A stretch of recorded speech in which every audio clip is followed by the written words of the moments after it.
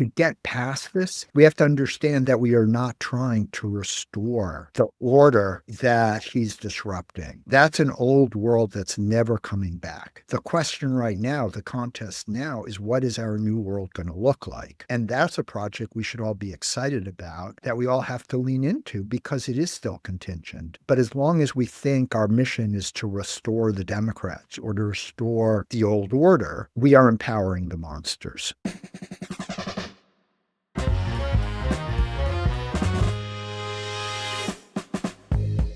Hey everybody, welcome back to the Campaign Strategist. My guest today is Michael Podhorzer, one of the sharpest strategic minds in progressive politics. If anyone out there is playing 4D chess, it's Mike. He served as political director of the AFL-CIO for over 25 years, helped to launch Catalyst, a progressive data service that helps progressive and Democrats reach the voters that they need, and the Analyst Institute, which uses evidence-based research and analysis to strengthen strategies and tactics. Mike writes Weekend Reading, a newsletter that cuts through the noise to name the real forces threatening our democracy and what we can do about them. He is a constant presence in the progressive community, sharing information, helping people learn more about where we are and where we need to get to. And if you're trying to understand what time it is politically and how to act with strategy and clarity, Mike is someone you want to hear from. Thanks very much for joining us today. I appreciate it. Tell us a little bit about how you got into this work. I've been doing this work since 1975 and have basically been involved in activism at that time, coming out of the civil rights and anti-war movements, and then by the 90s moving into labor, where I've been for the rest of my career. Terrific. Wow. So 50 years of activism. Got a little experience with this. Let's start with the 2024 election. There are a lot of different stories out there about what happened. Voters massively swung to the right, and Democratic voters lost faith in the party and stayed home. No one could have survived the inflation of last year, not to mention late in the cycle swap out of candidates. What do you think happened in 2024, and what does it really tell us about voters and where we need to go next? I've written much about it, and so I'm just going to hit the highlights, but I think that the best starting point is the recognition that most Americans think the system's broken, that the choices they have are not the ones they want. For most of this century, by 2 or 3 to 1, people have felt the country's going in the wrong direction. As recently as the last day or so, there's another poll saying most people want either to burn the system down or big change. And so it's not surprising that in the last 10 elections, in 9 of them, voters have thrown the party in power out. And that is just not much of a precedent in American history, right? At the presidential level, going DRDR has only happened once before, and that's more than a century ago. Voters keep trying to say we want a different system, we want different choices, but they don't get it. And so we toggle between these two alternatives. One that is saying, I want to burn the system down, but not in a way any of you really want.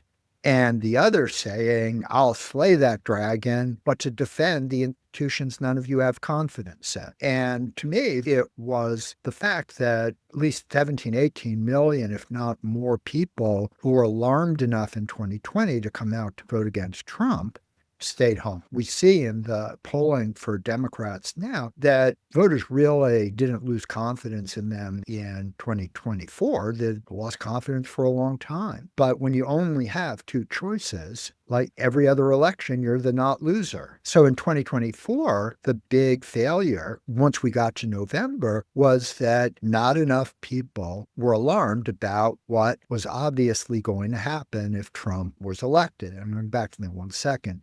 The other aspect that both reinforced the sense of lack of alarm, as well as literally made it possible, was the way in which the Roberts Court first rewrote the Constitution to take out the insurrection clause, and then delayed accountability, and then came up with immunity. In a world in which the institutions were functioning properly, Donald Trump would not have been on the ballot to begin with.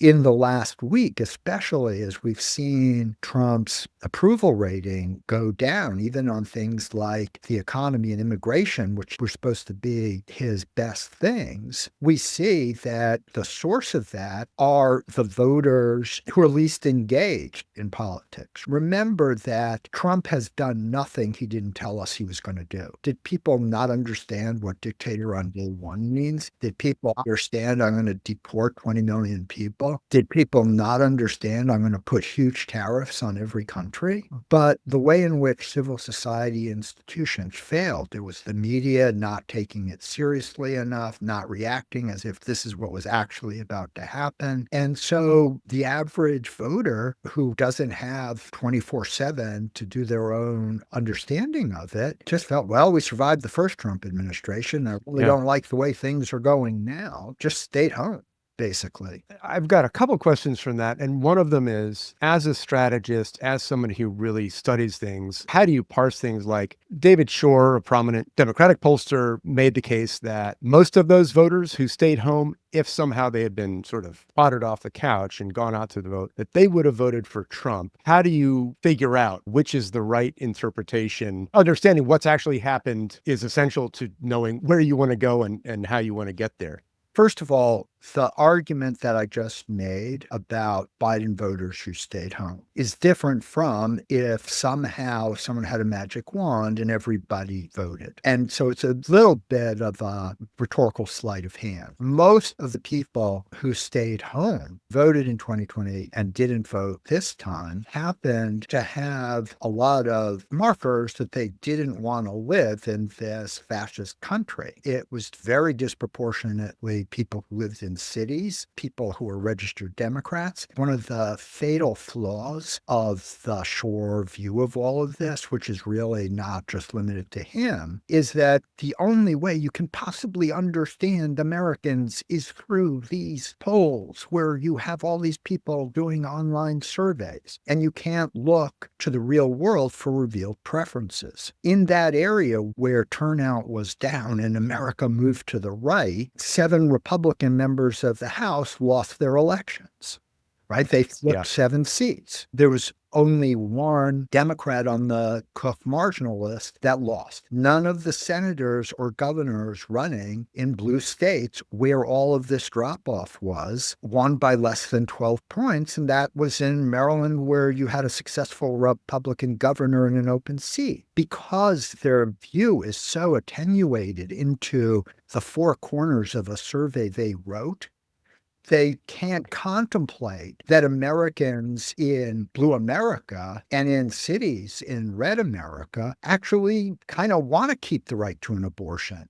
They want a higher minimum wage. They want all the things that are under attack right now. The prerequisite for taking all that kind of stuff seriously is accepting that you can only trust what a pollster tells you. After that, they make you believe. There's the expression, you're going to believe me or your lying eyes. A lot of people, I think, are intimidated by people who use a lot of numbers. It'd probably better to say you're going to believe my numbers or your lying eyes. And somehow that actually trips people up. But even there, and this is an important point that I didn't start with because I have skepticism about the polling generally. But what's also problematic in terms of how the media interprets it is that the data that he put out there is itself contested by other pollsters. There's another survey that's usually seen as a kind of gold standard academic consortium, CES, that says that those who didn't vote actually favored Harris, just as they had in the last couple of elections. And so it's deeply problematic. In one way or another, that's a whole bunch of people that we have to figure out how to get back and to get engaged and to want to come out and support candidates who are going to stand up for freedom and the values that we're used to in, say, the Constitution. I'm not sure I want to be associated with that we. I think that since 2010, the country has been on borrowed time. As I was saying before, what Democrats have done, how people perceive them at I'm just talking the national level now, it's not worked. It's not what people people want. They've won because alternately they see Republicans as worse. That is an unsustainable system that you just keep winning because of how bad the opponent is, right? You inevitably get a point where the disillusioned Americans just don't bother to show up. It's really important to understand that the way Biden didn't lose 2020 was that an enormous number of people who up to that point had been alienated from the entire process decided to vote because of how alarmed they were about Trump. And it was those people who decided to not go out and vote again in 2024. You mentioned the failure of the media and others to sort of really explain what was in store if we got Trump back. And you recently spoke with Anat Shenker-Osario, who's a brilliant messaging communication strategist, about that we don't really have language to describe what's going on. Assume those things are related, and it's difficult for the media to figure out how to talk about what's really at stake because of that missing language. Is that how you see it? With a little tweak, I think we've decided not to have other language. But media is smart people. They can think of other words. They can look at like world history. What I was saying on there is there are certain things that are peculiarly difficult in the United States about it, being that this is the only major country that has been a democracy that hasn't been something else in anybody's living memory. You don't have the advantage, say, in France or Germany or other countries where they elected fascist leaders and where Le Pen and AfD are on the ballot, where there's a universally understood shorthand for what it means to elect a fascist government. There isn't the same ingrained sort of like lived memory for the country that can attach to those words. But the problem is if you don't have a different word for what's going on now, then you can't communicate what is actually happening. And we're long overdue for that. I'll give you a couple examples. One is, if you remember, after January 6th and in 2021, when the Republicans were still sort of backing Trump or doing different things, and there was a lot of back and forth about, well, you can't say that about Republicans. My uncle's a Republican, or, that's too broad-based. And so fortunately, people started talking about MAGA Republicans. And MAGA Republicans says that this is a different thing than your uncle who's a Republican. In the same way, and I wish we'd had more success earlier on this, the continuing use of the word Supreme Court to describe everything that comes out of the building instead of, say, the Roberts Court, when those decisions are by fiat, essentially. When we say the Supreme Court gave him immunity, we've lost the argument from the jump because we're saying that this legitimate institution did a legitimate thing.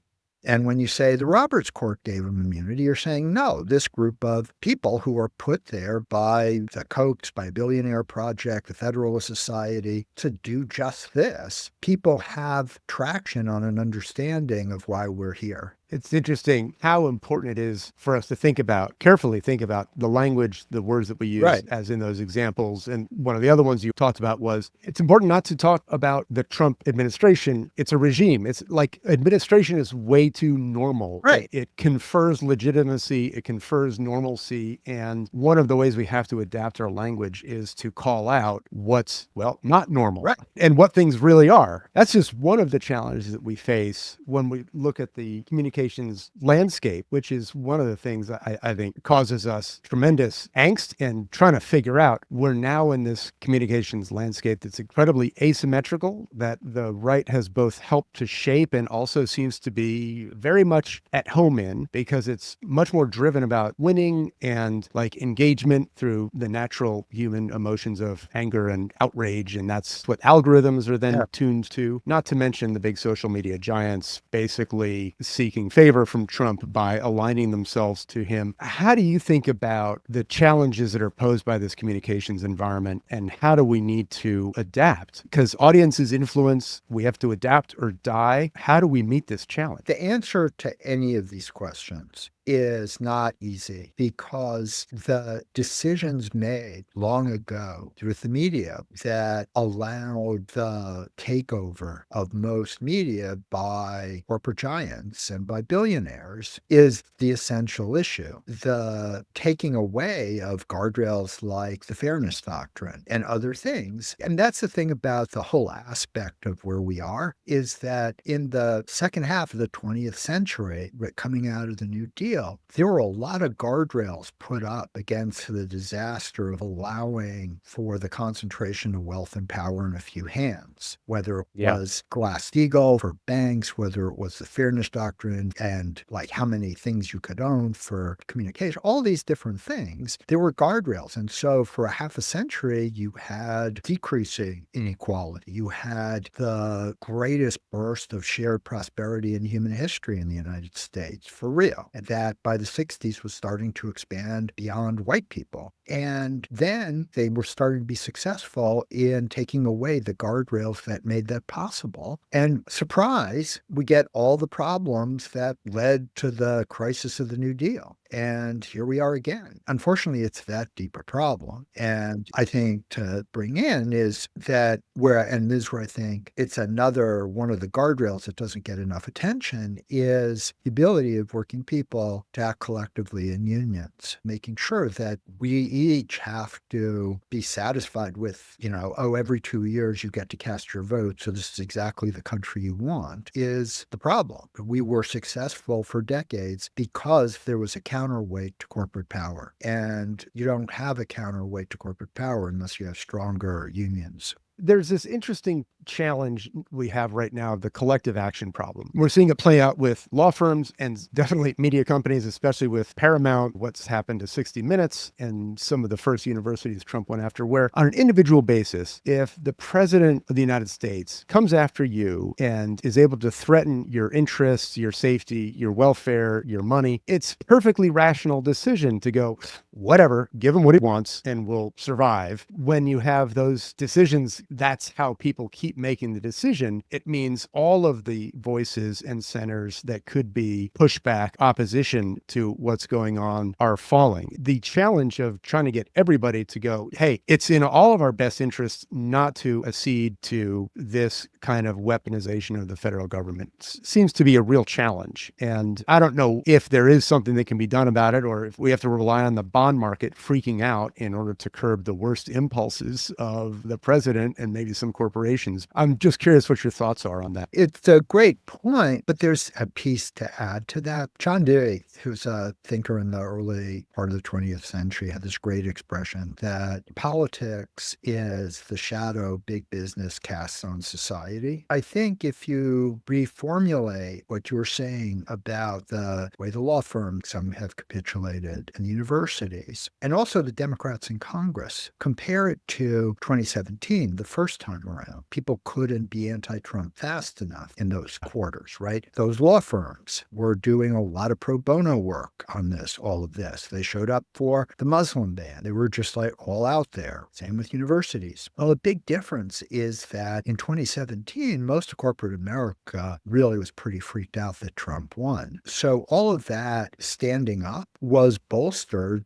by the corporate community, who are the clients of big law. At the same time, for universities, this time around, we saw before the election, corporate America pretty much wanting to go, Trump won't be that bad. We'll get our tax cuts, all of that. Yeah. Corporations still are not part of the resistance or whatever, the way they were 8 years ago. It's not that those law firm partners or university presidents are becoming less willing to stand up in a vacuum. In terms of their own incentives, there's less of it. Or even think about the Democrats. In 2017, most of them, not all of them, there's obviously a few exceptions, they spend an enormous amount of time raising money every day. And in 2017, when they were raising money and talking to the affluent, talking about how they were going to rein Trump in was a positive. And the people they were talking to were pretty concerned about what might happen. Right now, they're calling around to get money from people who are not that concerned and who are not showing the same sense of alarm. than they did 8 years ago. We as sort of spectators to Congress think about them in this kind of vacuum that, well, the voters think this or the polls say that, but they're spending hours every day in a milieu where there isn't the same urgency or alarm. I feel like I must have missed something. The evidence of how poisonous Trump is for this country is way more clear than 2017, but Democratic donors are less concerned. Yeah, not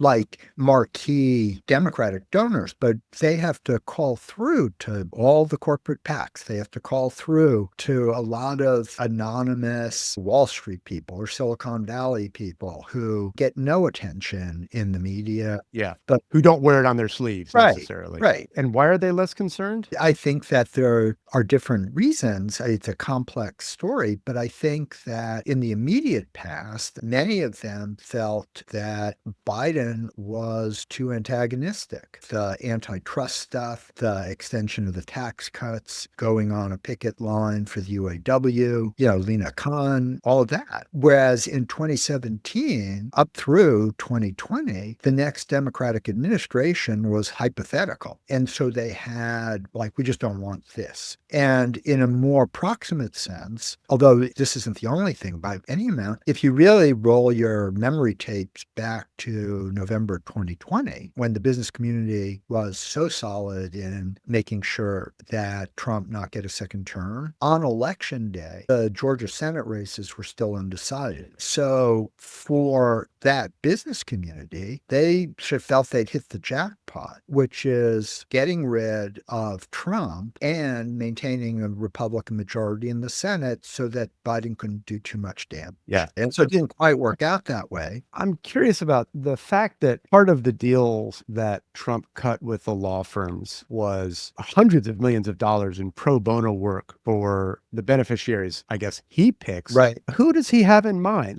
Was that just a way to dig him in and cost him more money and time and embarrassment? Or do you think he and his regime have some groups in mind that they, will need legal defense? What do you think that means? Does it mean something, or is it just... Oh, I absolutely think it means something. I mean, we'll see whether things are changing, but I think what they have in mind is to essentially empower the organizations to go through all the schools in Blue America and make sure they're taking out all the books, making sure that universities are prosecuted for admitting too many people of color. I mean, it can be difficult for a Democrat to do, but they have their own set of policy NPOs and their own set of ambitions that they cannot accomplish small d democratically in blue states. They can, challenge try to decertify labor unions. They can do amicus briefs for Elon Musk's case to make the NLRA unconstitutional. There's no shortage of legal work that they can be deployed for. That seems like something that would be good to have more attention on if anybody can spare the time. Yeah, really. I think of Trump largely as an amoeba who's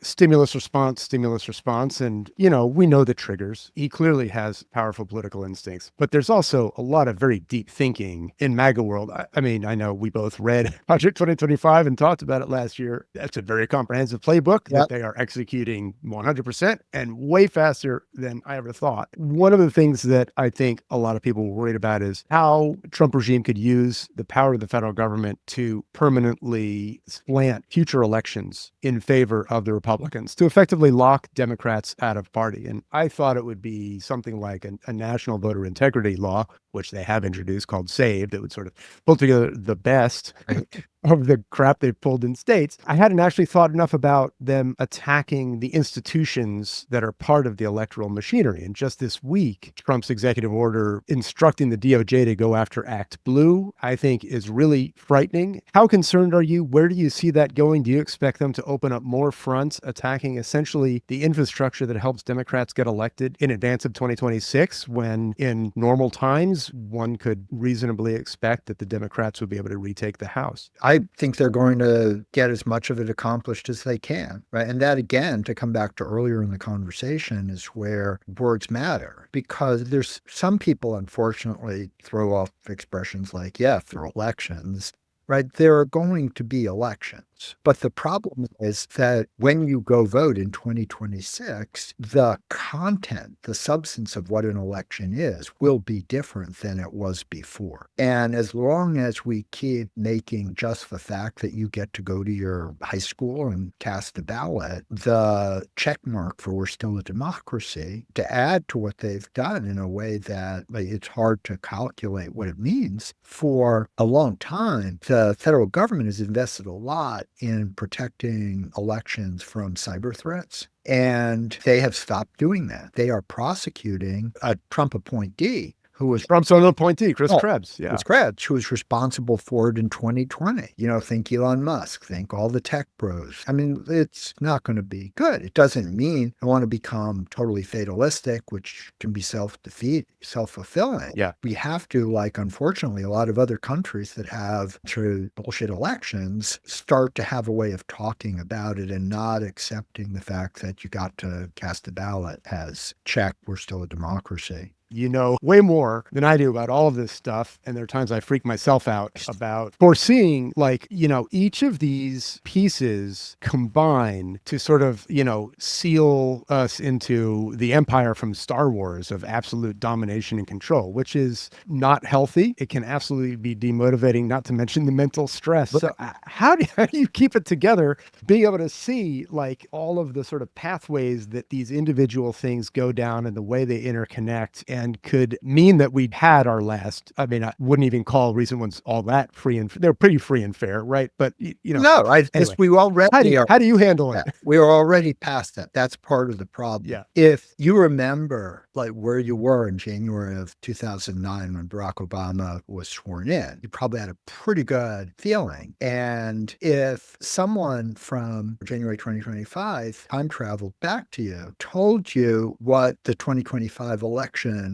was like, right? That one guy spent $270 million to elect a guy who 4 years earlier had tried to overthrow the election that he had lost, right? And effectively pay people to vote. Right. But yeah. Right. Your 2008 self would absolutely not call that a free and fair election, right? Yeah. You would not. Right. That's a be good way to look at it. Yeah. to comprehend it, right? Because remember, in 2008, it was before Citizens United, and no one could do any of that. But that is what I mean about how, you keep using the same word. Well, the 2012 election, they're not the same thing. That's in the rearview mirror. We had someone who should have been found guilty of insurrection who is president. That is not a free and fair election. I think, to get back to how do you keep your sanity and how you actually be emboldened and ready to try to deal with it, we're at a time that's not that much unlike the period in the 1920s and early 30s, where you had rising fascism coming across Europe, and you had, after the First World War, and you had Soviet totalitarianism coming out of that, and the same kind of incredible inequalities, both in terms of wealth and income and political power. And there was an Italian dissident who was imprisoned by Mussolini, Antonio Gramsci, who said this. He said, "The old world is dying.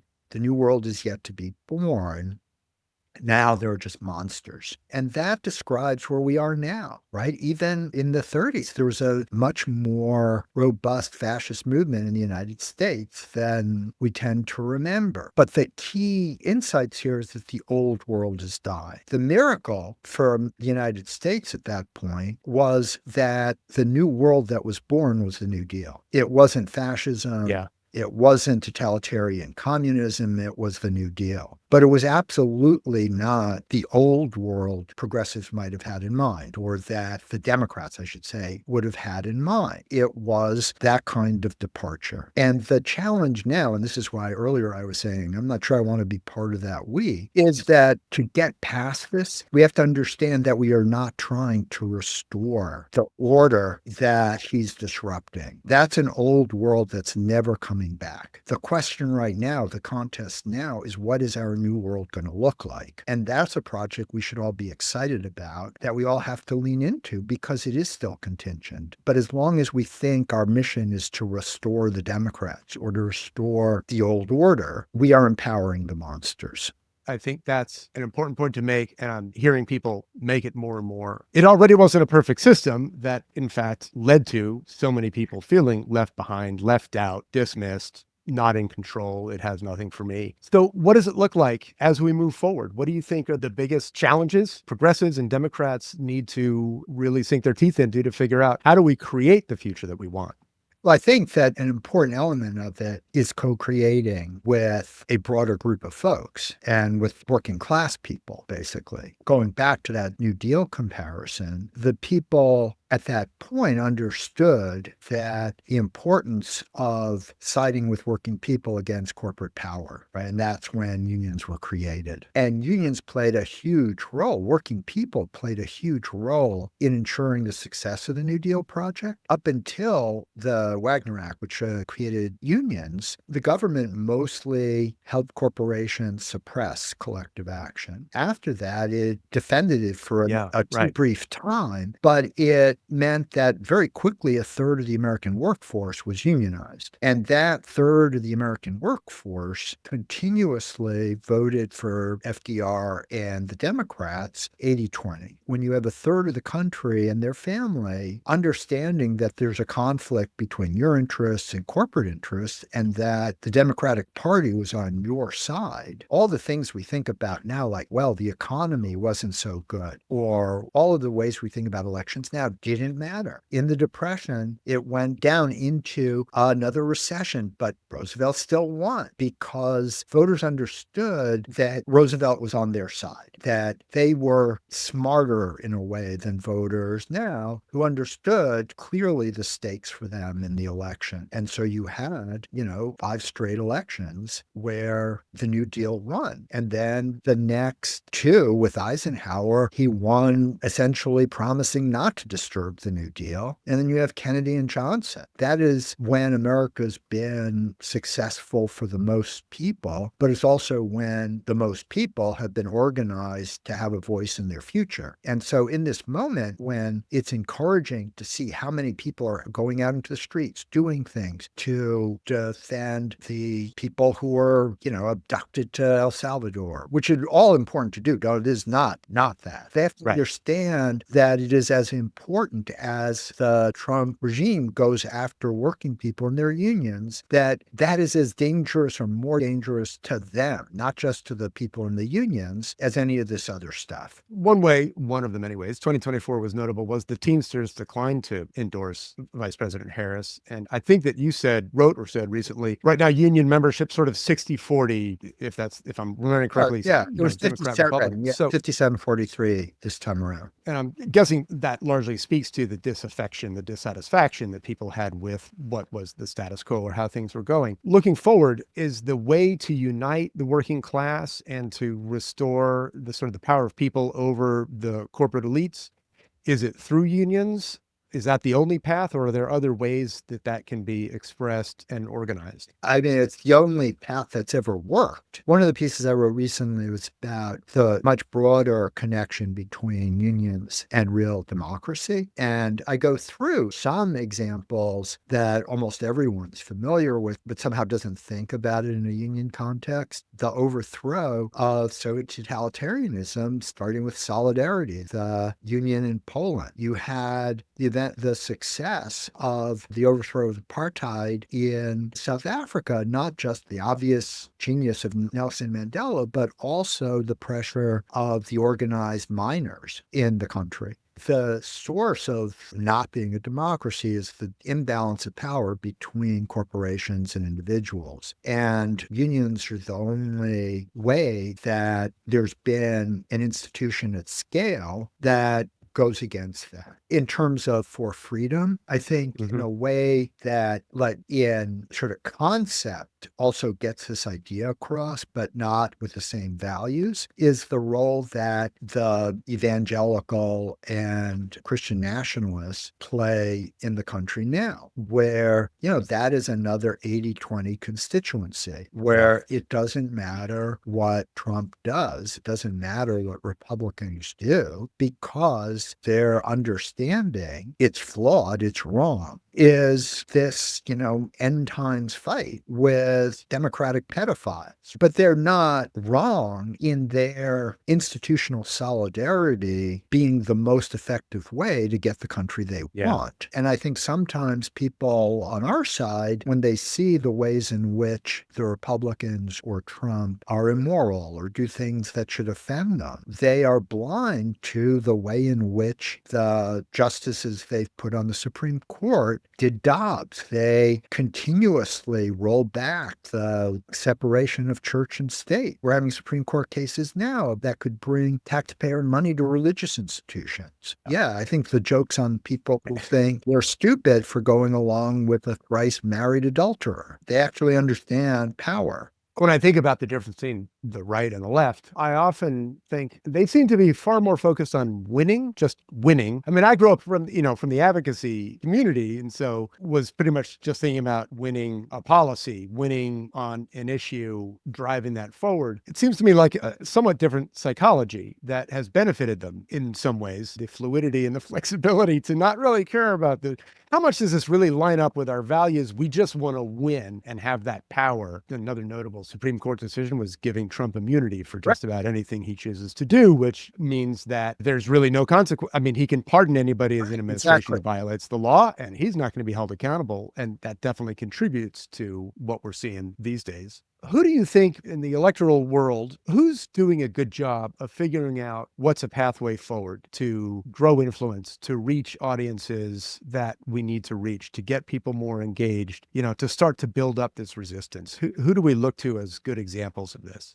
Well, here I'm going to be a little disappointing, maybe. It's one of those little questions where I should have known the answer first. The people who will lead us to a better new world are people we really don't know yet. That it's going to be people who are insurgent, which is not to say that everybody in Congress is corrupt or anything like that. But if we look back for examples of countries or even the United States in similar situations, like a key ingredient of making a new world is not being part of the old one. We're still at the very beginning stages of coming to terms with this. And in the conflicts that are certain to be coming over the next year, 2 years, 3 years with the Trump regime, we're going to see a lot of new leaders. We're going to see a lot of folks with new strategies, new visions of what should come next. The most important thing for us to do is to be open to all that, to not just discount them because we don't know who they are. What is a piece of advice that you got or a lesson learned from a mentor or otherwise early on that was really important to you that you think is important to share with younger campaigners? As I said, I started in 1975. I was about 18 or 19 years old. When Carter was president, all the things we did was to keep track of the vote counts in the House and Senate. You didn't have any of the kind of things that you have now. You didn't have really like computers in the same way or any of that kind of stuff. There was this bill called the Agency for Consumer Protection. Its purpose was to create a greater balance in regulatory proceedings against corporations. And it had passed during the Ford administration, and then Carter was elected, so it was assumed, and he vetoed it. I can't remember if he actually vetoed, but anyway, it got to Carter, he said he would sign it, all of that. Once it became obvious that the bill would be signed into law, the business community just did an enormous amount of lobbying. The bill got weakened in committee, but was still something valuable. And so then, by enormous number of co-sponsors, we have the whole vote count. Day of the final vote comes, and my role is to be in the gallery to keep track of who's voting and for what. At that point, you vote electronically, but you're not seeing who's voting for what, but I know them by sight. When the call for the final vote comes, all the members of the House are there listening to the speeches by both sides. Tip O'Neill's ends with a fiery speech. We know it's going to be really close. And so we watch the vote, and it's neck and neck till it gets to be about 170. And then there is not another single vote cast for it until after it's lost. That is how powerful the lobbying was, right? Which is something you would not know otherwise, because the vote would have looked much closer, because once it was clear that it lost, a whole bunch of Democrats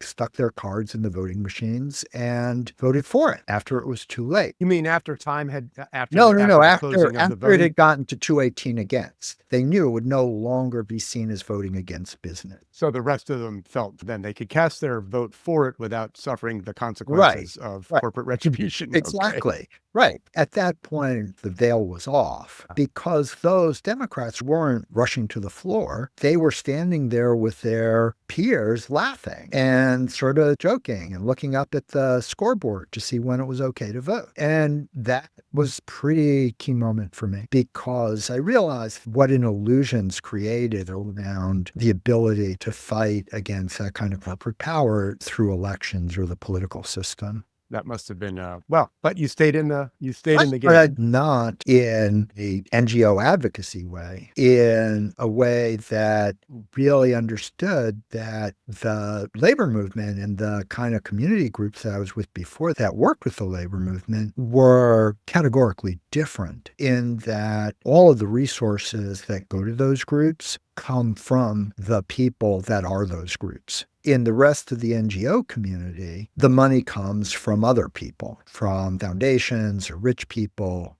or who ultimately don't have the same interest. And that's why the labor movement is so essential, because it is the only way people can put their dollars together on their own behalf. That's a great point to land on. Great. Mike, thank you so much for your time. I really appreciate it. Thanks for tuning into The Campaign Strategist, where we dive into the art and science of advocacy. The podcast is produced by Prismatic Strategies to share wisdom and insights from leaders in the field. I'm your host, Pete Altman. Music was written by Andrea Perry and Pete Altman, and this is edited by Abby Altman. If you enjoyed today's episode, please don't forget to like, subscribe, and share with others who care about making a difference. You can find us wherever you get your podcasts. Thanks again, and see you next time.